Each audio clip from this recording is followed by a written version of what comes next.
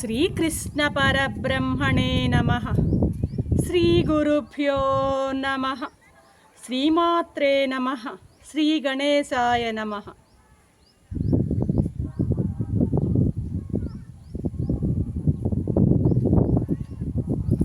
ప్రియాత్మ బంధువులారా, నిత్య జీవితంలో భగవద్గీత 436వ భాగం 16వ అధ్యాయం దైవాసుర సంపద్ విభాగ యోగం. ఈ 24వ శ్లోకంతో ఈ అధ్యాయం సమాప్తం కాబోతుంది. ఈ 24వ శ్లోకంలో శాస్త్ర విధిని అనుసరించి అనుష్ఠానం చేయమని అర్జునునికి మరొక్కసారి బోధిస్తున్నాడు పరమాత్మ. ఏమంటున్నారు స్వామి? తస్మాత్ శాస్త్రం ప్రమాణంతే కార్యకార్య వ్యవస్థితౌ జ్ఞాత్వా శాస్త్ర విధానోక్తం కర్మకర్తుమిహార్హసి అంటున్నాడు స్వామి.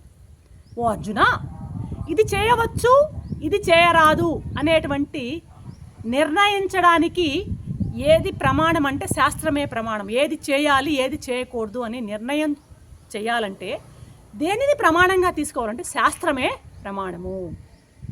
కాబట్టి శాస్త్రం విధించి చెప్పినటువంటి కర్మను తెలుసుకుని ముందు శాస్త్రం ఏం చెప్పిందో, ఏం చేయమని చెప్పిందో ఆ కర్మలను తెలుసుకుని దానిని ఆచరించడం మంచిది. నీ జ్ఞానానికి ఆధారమయ్యింది శాస్త్రం.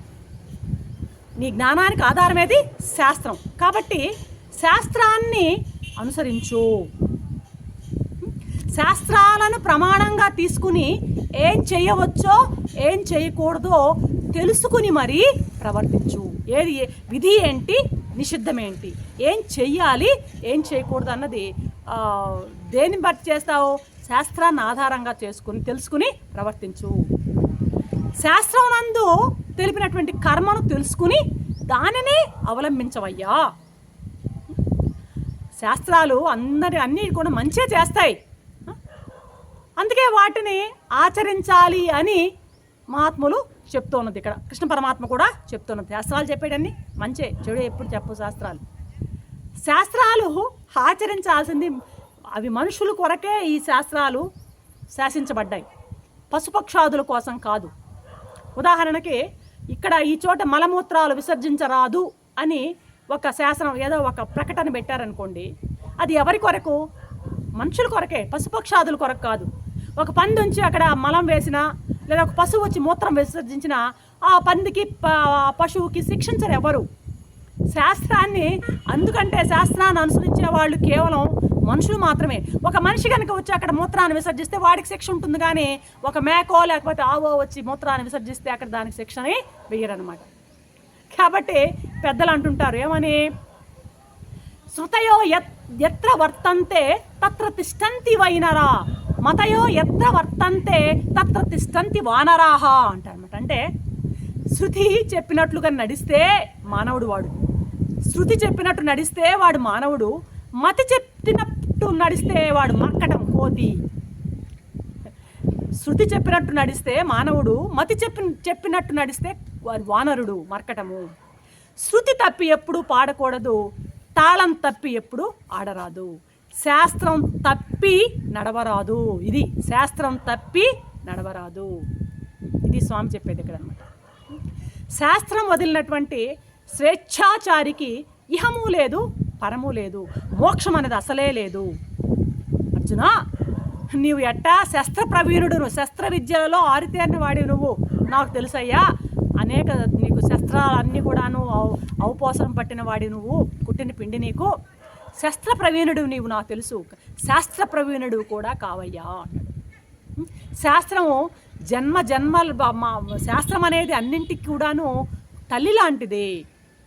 కాబట్టి ఆ శాస్త్రం దీపాన్ని ముందు ముంచుకుని ఆ వెలుగులో నీవు నడువయ్యా, నీ జీవితాన్ని నడుపుకో. మహానుభావుల యొక్క జీవిత చరిత్రలే నీకు మార్గదర్శకాలు, వారి బోధలే నేను సంసార సాగరం దాటించేటువంటి నావలు. చూడవయ్యా, ఈ కౌరవులు శాస్త్రాన్ని, పెద్దలని అన్నిటినీ ధిక్కరించారు, వాళ్ళు భ్రష్టులైపోయారు వాళ్ళు. కాబట్టి భగవంతుణ్ణి భగవంతుణ్ణి మనసులో ఉంచుకుని శాస్త్రాలని గౌరవించి గురువుల్ని అనుసరించి జాగృతిని పొందవయ్యా నువ్వు అంటున్నాడు ఇక్కడ స్వామి అనమాట. శాస్త్రం చెప్పినటువంటి విద్యుక్త కర్తవ్యాన్ని ఆచరించి విజయుడివి కావయ్యా నువ్వు, బుద్ధిమంతుడివి కావయ్యా, సుఖవంతుడివి కావయ్యా అంటూ ఆశీర్వదిస్తూ ఈ యొక్క అధ్యాయాన్ని విరమిస్తున్నారు కృష్ణ పరమాత్మ అన్నమాట. ఇది ఇంతటితో ఈ 16వ అధ్యాయం దైవాసుర సంపద్ విభాగ యోగం మనకు ముగిసింది. ఇందు చెప్పబడిన విషయాలన్నీ కూడాను మహాత్ముల యొక్క ఉచ్చిష్టాలు. మరొకసారి చెప్తున్నాను, మహాత్ములు అనేక మంది గురువులు ప్రసాదించినటువంటి వరప్రసాదాలు ఇవి. ఈ మాటలన్నీ కూడాను నా ద్వారా మీతో పంచుకోవడం జరుగుతుందన్నమాట. లోపాలు దోషాలు ఏమైనా ఉంటే అవి మాత్రమే నావి, మిగతా పుణ్యం అంతా కూడాను మహానుభావులకి గురువులకే చెందుతుంది. కాబట్టి సర్వసాక్షి అయినటువంటి శ్రీకృష్ణ పరమాత్మకు అహంని మమని సమర్పించుకుంటూ ఈ అధ్యాయం అంతటితో సమాప్తము.